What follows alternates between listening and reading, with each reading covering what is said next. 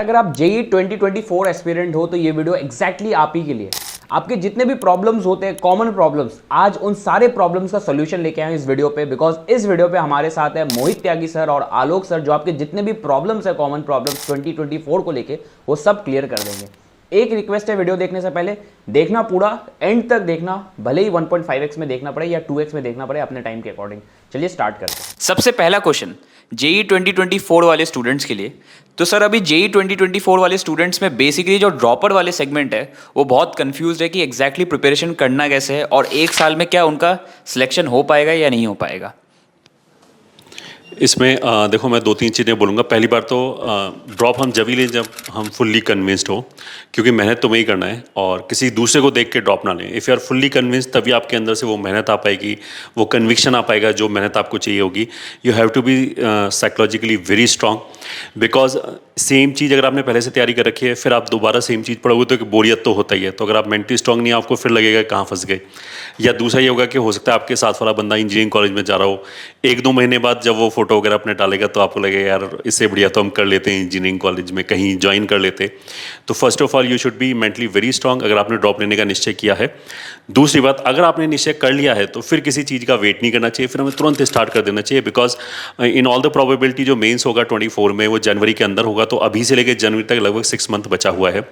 तो उस टाइम को बहुत अच्छी तरीके से यूटिलाइज करें, क्योंकि ड्रॉप लेने का फायदा जब भी है जब हम बहुत अच्छी रैंक लेके आए, ताकि हर कोई बच्चा ये बोले कि, हर कोई बंदा, पेरेंट्स और बाकी रिलेटिव भी ये बोले कि अभी तो शायद वो डिस्करेज भी कर रहे होंगे कि क्यों ले रहा है ड्रॉप, नहीं होता है सिलेक्शन, ड्रॉप में कम सिलेक्शन परसेंटेज होता है। हर तरह की न्यूसेंस और उल्टी सीधी बातें बोली जाती हैं, बट उनको प्रूव कर सके कि बहुत अच्छी रैंक अगर आपकी आ रही है, बहुत अच्छा कॉलेज और ब्रांच मिल रहा है, तो अपने आप को जस्टिफाई कर पाएँ।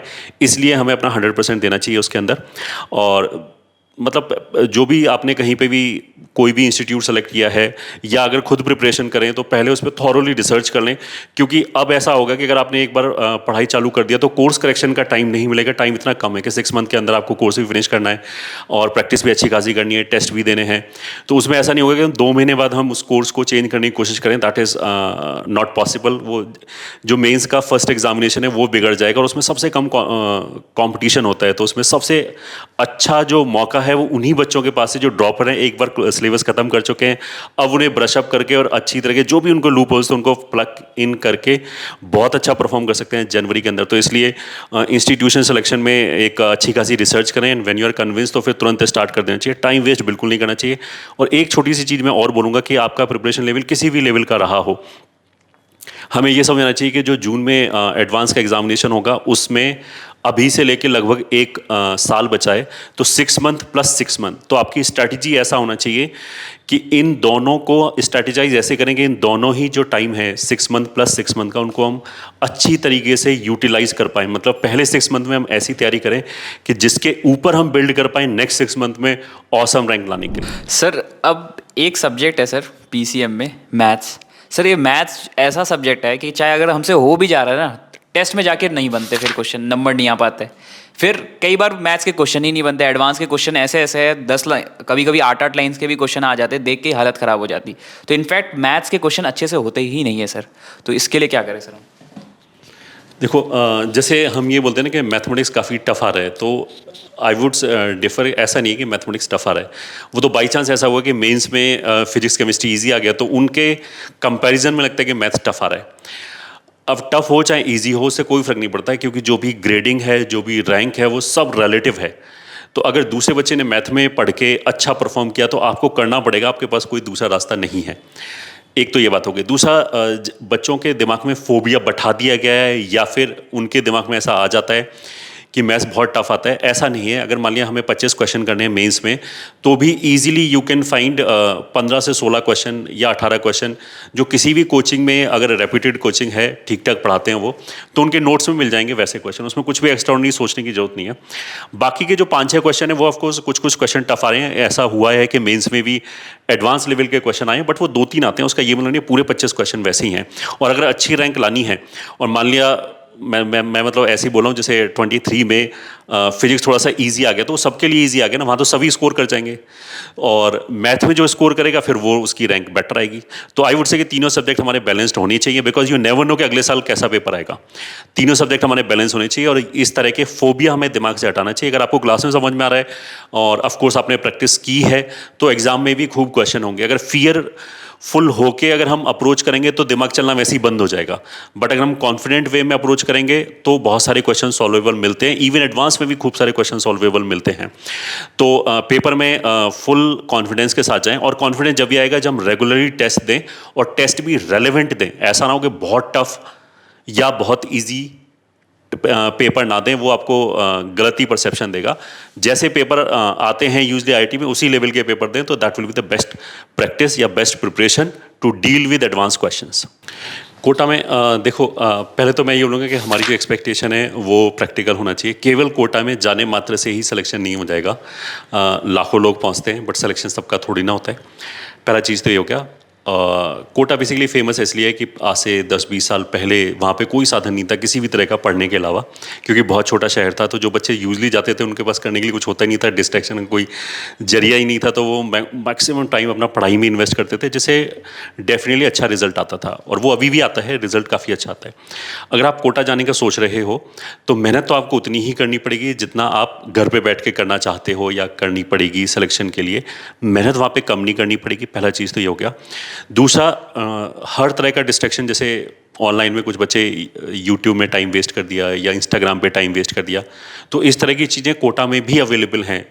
हर तरह का वहाँ पे जैसे बोलते हैं नेगेटिविटी अवेलेबल है। अब ये आपके ऊपर डिपेंड करता है कि आप कितने मोटिवेटेड हो, कितने मेंटली स्ट्रांग हो। आपको ये पता होना चाहिए कि ये जो अगला साल है ये आपके करियर का सबसे ज़्यादा इंपॉर्टेंट साल है। Each and everything can wait, ये ठीक है। मूवी वेट कर सकती हैं, गेम वेट कर सकता है, फ्रेंडशिप वेट कर सकती है, बट ये कैरियर आपका वेट नहीं करेगा। अगर आपने इसके साथ कुछ भी कॉम्प्रोमाइज़ किया तो आपके 30-40 साल उसी रेशो में कॉम्प्रोमाइज़ हो जाएंगे, आई विल से दैट। तो सबसे पहले तो इस बात का जरूर ध्यान रखें कि आप वहाँ पढ़ाई करने जा रहे हो, तो जैसा सर ने बोला कि डेली हम 10 से 12 घंटे पढ़ाई करें। सर फाइनल क्वेश्चन है मेरा, कंपटीशन मीन्स केवल पढ़ाई, कंपटीशन मीन्स केवल सिलेक्शन, ये जो टैगलाइन है ये बाकी कोचिंग से कैसे डिफरेंट है सर? देखो यार, वैसे तो मतलब अब मैं बाकी कोचिंग पर तो कोई कमेंट नहीं करना चाहता, बट हम क्या फॉलो करते हैं मैं वो बताने की कोशिश करता हूँ यहाँ पर। अब जैसे मैं एक एग्जांपल लेके चलता हूँ कि कोई बच्चा है, उसने ड्रॉप लेने का डिसीजन लिया अभी, और अभी जून मान लो स्टार्ट हुआ है, उसका सिलेबस भी मिड ऑफ दिसंबर तक ख़त्म करना होगा।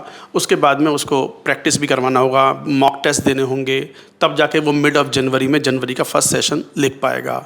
इफ़ेक्टिवली अगर काउंट करोगे तो यू विल फाइंड कि आपके पास 7 महीने पूरे हैं नहीं, 6.5 महीने टाइप से हैं। 6.5 महीने में वो फिजिक्स, केमिस्ट्री, मैथ्स हर एक सब्जेक्ट में 30-30, 35-35 चैप्टर है वो भी करने हैं, एक सर्टेन लेवल तक करने हैं, एक प्रैक्टिस भी करनी है। कहाँ टाइम है? तो हम क्या करते हैं कि हम बच्चे का टाइम वेस्ट नहीं करना चाहते, घंटा भर छोड़ो 1 मिनट भी वेस्ट नहीं करना चाहते। हम पढ़ाते हैं, पढ़ाने पे फोकस रखते हैं, स्ट्रेटजी पे फोकस रखते हैं, और जो डिसिप्लिन है उसको इन्फोर्स करते हैं। ऑफलाइन के बच्चों को भी इन्फोर्स करते हैं, ऑनलाइन वालों को हम सजेस्ट करते हैं कि ऐसे ऐसे करें, बिल्कुल टाइम वेस्ट नहीं, और पूरा पढ़ाने पे फोकस है। यही कारण है कि इन 3 सालों में आप देख लो, मतलब रिज़ल्ट, वंडरफुल रिज़ल्ट। कोई हमारे यूट्यूब चैनल पर जाकर के देख भी सकता है कि जेई एडवांस्ड में, जेई मेन में किस तरह के हमारे रिज़ल्ट्स हैं। और इसलिए हम बोलते हैं कि जेई मतलब बस डेडिकेशन, पढ़ाई और फिर finally result. Okay, thank you sir. बाकी बहुत मज़ा आया इंटरेक्शन से, और मुझे लगता है कि जो बच्चे हैं उनको भी ये क्वेश्चंस के जो आंसर्स होंगे वो बहुत रेलिवेंट लगेंगे। और इन केस अगर आपका कोई भी क्वेश्चन रह गया तो you are free to ask the question in the comment section. Sir या दोनों सर में से या मैं कोई भी आंसर कर देंगे। ओके सर, फाइनल कुछ अगर आप कहो बच्चों के? All the very best. मतलब पढ़ाई करें, मेहनत करें, बट टेंशन बिल्कुल ना लें। मतलब इस बात की कोई टेंशन ना लें कि सिलेक्शन होगा या ना होगा, नहीं होगा, इस तरह की टेंशन ना लें। आपका कर्म करना है कि आप पढ़ाई करो, बाकी सब ऑटोमेटिकली अच्छा होगा, ये ठीक है। मस्ती में पढ़ाई करें, टाइम वेस्ट ना करें। मस्ती का मतलब ये नहीं कि टाइम वेस्ट करें, बट 24 घंटे टेंशन में घूम के पढ़ाई करोगे तो उससे अच्छा रिजल्ट नहीं आएगा, कॉन्फिडेंट नहीं रहोगे, एग्ज़ाम में अच्छा नहीं कर पाओगे।